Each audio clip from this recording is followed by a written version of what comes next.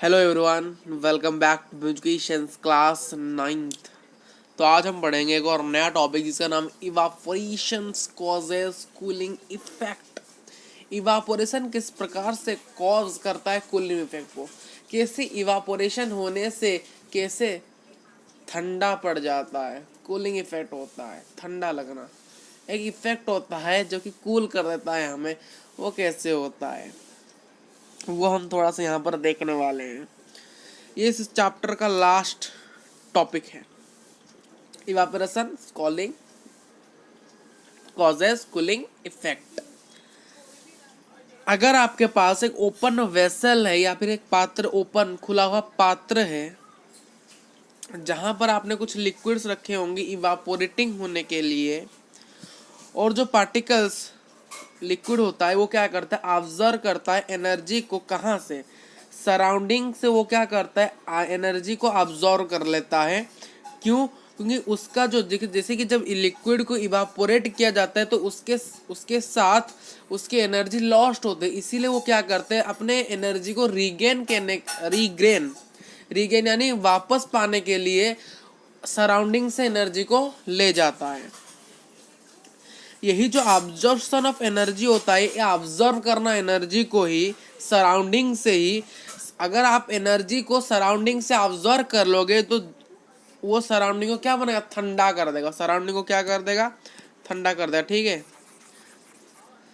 ठंडा करने के कारण क्या होगा, हमारा इवापोरेशन एक कूलिंग इफेक्ट कर देता है। कुछ डेली लाइफ एग्जांपल देखेंगे कूलिंग इफेक्ट का, अभी हम देखेंगे, अभी नीचे देखेंगे। ठीक है, नीचे देखेंगे।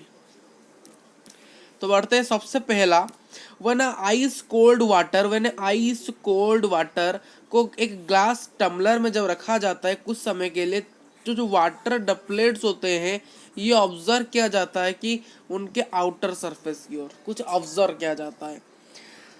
ये क्यों होता है? क्योंकि जो वाटर वेपर्स प्रेजेंट होते हैं एयर के अंदर वो ग्लास के कॉन्ट्रैक्ट में आ जाते हैं, और जो कि ग्लास को कूल्ड और कंडेंसेस्ड कर देता है स्मॉल वाटर ड्रॉपलेट्स फॉर्म्स करने के लिए ग्लास के चारों। यानी मेरे पास यहाँ पर एक ग्लास है और ग्लास में मैंने कुछ ठंडे पानी को डाल दिया, जिसकी वजह से ग्लास के बाहर कुछ इस प्रकार से डब डब आ जाता है, स्मॉल वाटर डपलेट आते हैं। क्योंकि वो एयर के सराउंडिंग के कारण हो जाता है, क्योंकि एनर्जी ऑब्जर्व कर दिया गया है एयर के द्वारा, जो कि ग्लास टम्बलर के कंट्रैक्ट में है, जो कि स्मॉल वाटर ड्रॉपलेट्स को फॉर्मिंग करते हैं, और जिसकी वजह से फॉर्मेशन होता है जो drops of water outside the surface. इस सरफेस एरिया के बाहर वाटर आपको कुछ कुछ गीला गीला लगने लगता है ठंडा पानी रखने के कारण।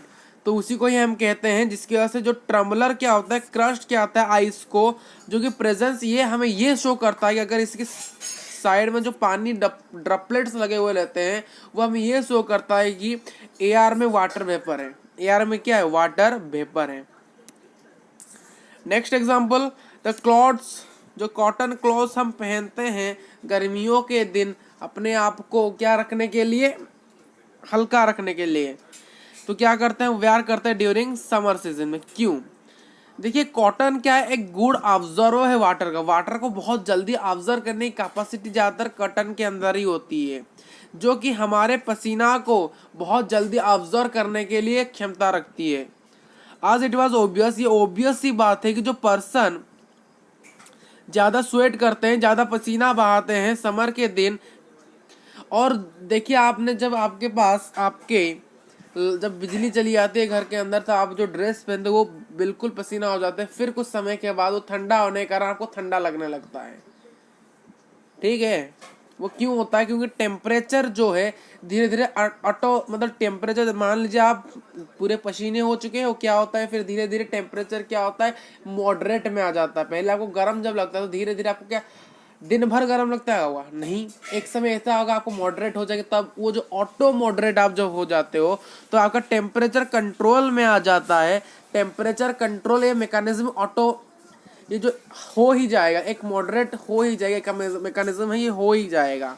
तो इसीलिए जो वेयरिंग हम कॉटन क्लॉथ्स को पहनते हैं वो इजीली इवापोरेट करता है ये स्वेट को, और स्वेट को इवापोरेट करने के बाद जो लैटेंट हीट ऑफ वेपराइजेशन है, लैटेंट हीट ऑफ वेपराइजेशन क्या है, liquid changes to gas, from our body, जब लिक्विड धीरे धीरे गैस के अंदर चेंज हो जाता है जो कि हमें एक कूलिंग इफेक्ट देता है, जो कि हमें बॉडी को पूरी तरह कूल्स कर देता है, जैसे कि लगता है ठंडा लग रहा है।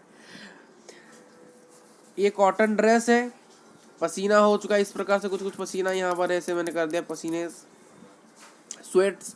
तो धीरे धीरे क्या हुआ, लैटेंट हीट ऑफ वेपराइजेशन यहाँ पर यूज किया जाए। ये जो लिक्विड फॉर्म है धीरे धीरे मॉडरेट होकर ऑटो मैकेनिज्म के कारण ये क्या हो रहा है, धीरे धीरे एवापोरेट होके गैस में कन्वर्ट हो रहा है। गैस यानी कूलिंग इफेक्ट में कन्वर्ट हो रहा है। तो गैस में अगर धीरे धीरे कन्वर्ट होता है तो गैस में जब आपको थोड़ा सा हवा लगेगा तो क्या लगेगा, आपको ठंडा लगेगा। That the cooling effect. ठीक, ये होता है कूलिंग इफेक्ट।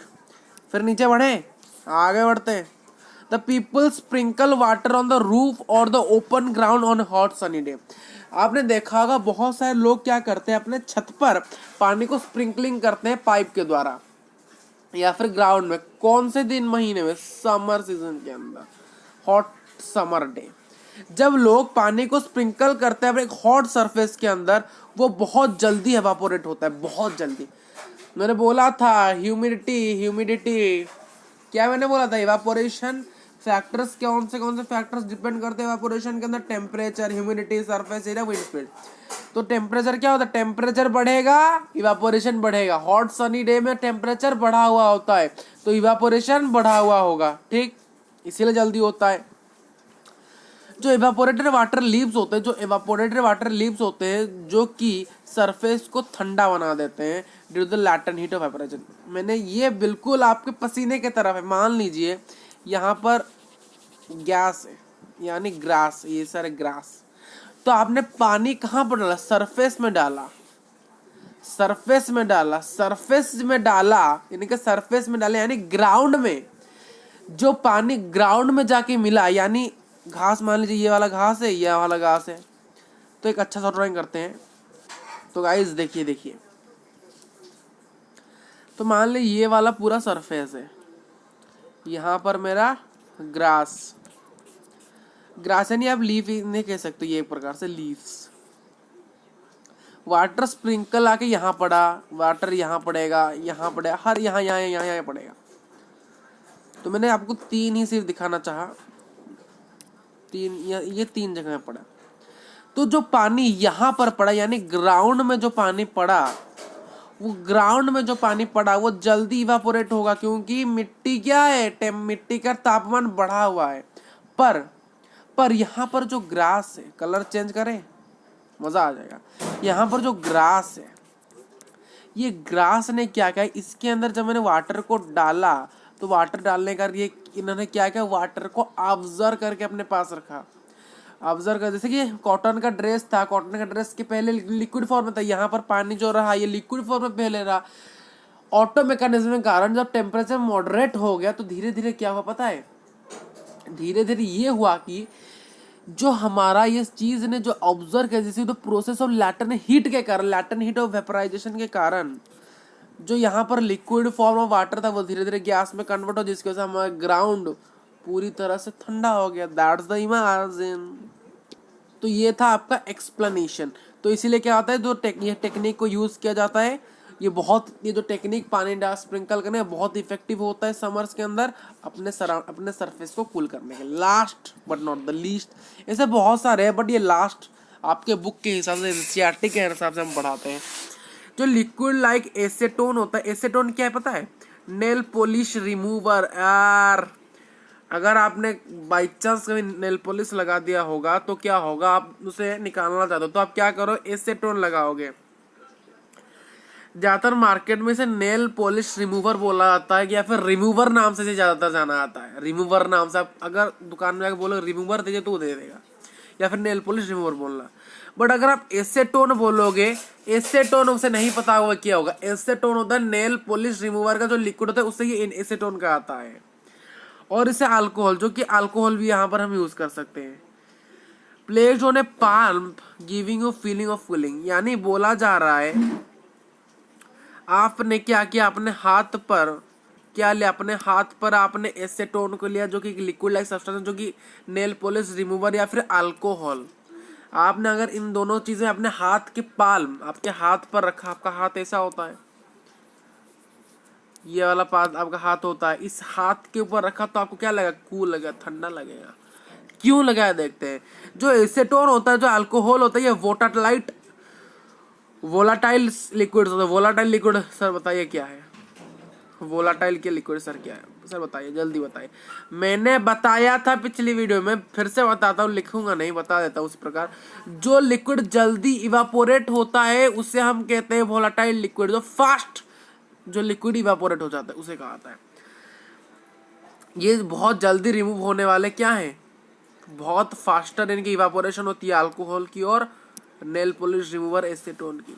जब इसे आप हाथ में रखते हो, जो पार्टिकल्स एनर्जी को गेन करते हैं पाल में रहकर या फिर सराउंडिंग से, और ये धीरे धीरे क्या होता है, बहुत जल्दी इवापोरेशन होता है। इवापोरेशन होने का क्या है, ये जल्दी गैस होता है, तो गैस होने का आपको ठंडा एयर आ जाता है, तो एयर आने का आपको क्या लग रहा है, ठंडा लग रहा है, जो कि फील आपको कूल पर आता है। तो ये कुछ एक्सप्लेनेशंस थी मेरी तरफ से, धन्यवाद। नोट्स आपको मिल जाएगा डिस्क्रिप्शन बॉक्स के अंदर। Thank you for watching this video. मैं यहीं पर इस वीडियो को रखता हूँ। हम नेक्स्ट क्लास में क्या पढ़ेंगे, the fundamental unit of. Thank you.